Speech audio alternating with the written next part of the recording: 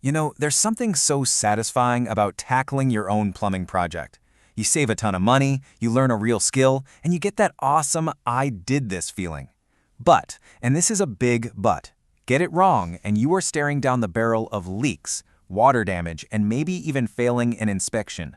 So let's dive into how you can get it done right the first time. So you've binged a few how-to videos, you've got your shiny new tools all laid out. But here's the real question. Are you ready for the little things? The small, easy-to-miss pitfalls that can turn a simple weekend project into a month-long, money-draining nightmare? Because, this is what it all boils down to, right? The incredible feeling of a finished, leak-free job versus that sinking, soul-crushing feeling when you know you've got to tear it all out and start from square one.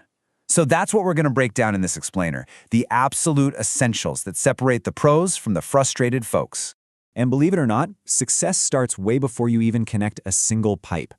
So many of the most critical mistakes happen in the prep phase. The good news, they're also the easiest to avoid.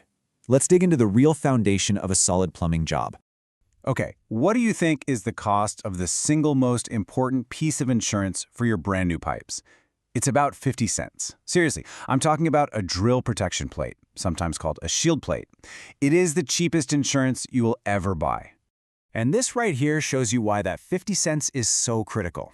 Imagine this. A drywaller comes in after you and sends a screw right into one of your new pipes. It might not be a gusher, it could be a slow, tiny drip inside a wall, causing mold and rot for months before you even know it's there. So the takeaway is simple. Never, ever skip the shield plates.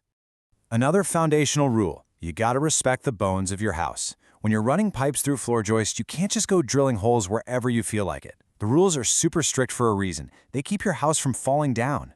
Your hole can't be bigger than 1/3 of the joist's depth, and if you're notching, you can only do it in the outer thirds. You ignore this stuff, you could fail your inspection and seriously weaken your home's structure. And here's one of those super simple but so costly electrical mistakes.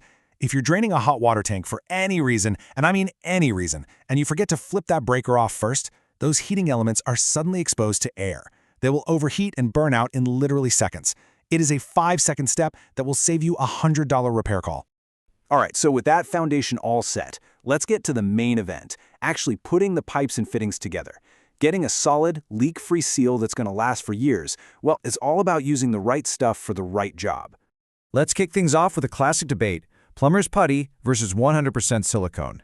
Now sure, a lot of old school guys swear by their putty, but here's the reality. Putty dries out, it gets brittle and cracks over time. Any tiny little movement can break that seal.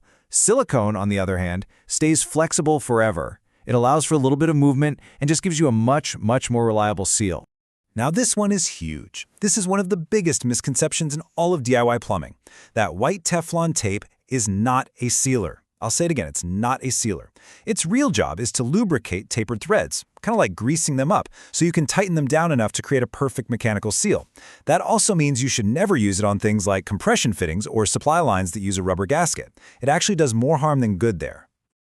Okay, when you're cementing plastic pipes like PVC or ABS, there is this sneaky little detail that trips up so many beginners. The fittings have what's called an interference fit, which means they're slightly tapered.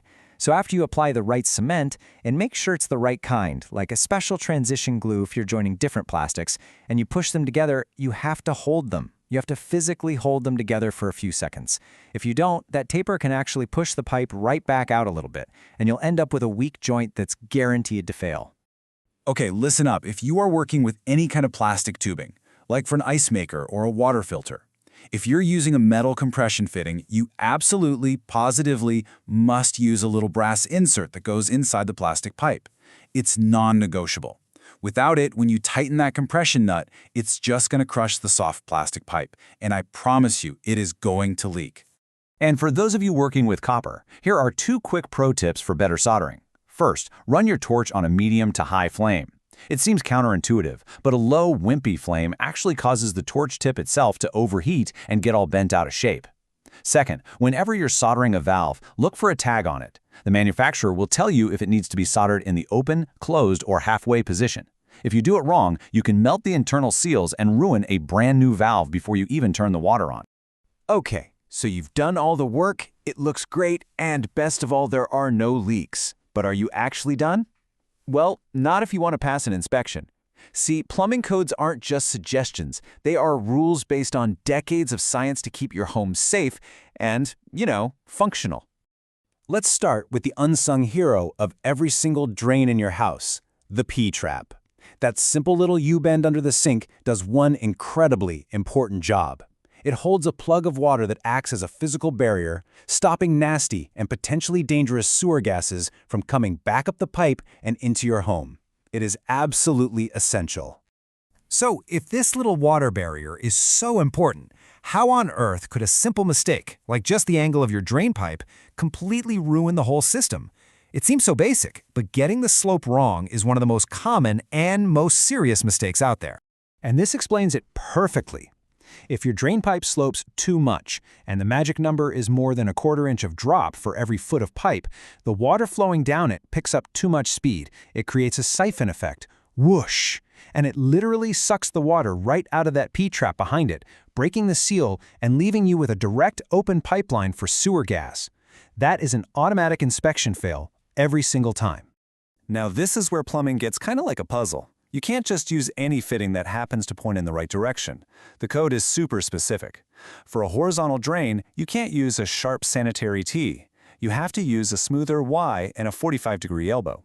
For a turn in that drain, a tight, short sweep 90 is a fail. You need a gentle, long sweep 90. But get this, for vents, it's the exact opposite. Using the wrong one can cause clogs and, you guessed it, a failed inspection. Here's a number you just need to burn into your memory. 15 inches. That is the absolute minimum clearance required by code, from the dead center of the toilet flange to any finished sidewall. Anything less is a code violation. So before you frame that new bathroom, get out your tape measure and make sure you have that space. And finally, a really crucial rule for venting. Your vent line has to connect back into the drain system at least 6 inches above the flood level of whatever fixture it's serving. That's the rim of the sink or tub. Why? Well, think about it. If the drain clogs, you want the water to back up into the sink where you can see it. If the vent is too low, the sewage will just flow up and block the vent line instead, and now you've got a much, much bigger problem on your hands.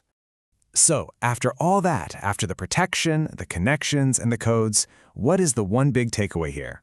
What is the secret that separates a successful, satisfying DIY job from a complete disaster?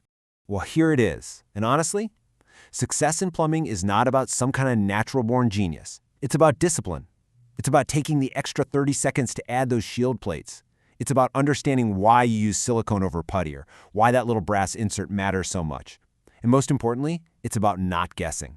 It's about taking a moment to look up the code and follow the rules. See, these aren't just random rules designed to make your life difficult.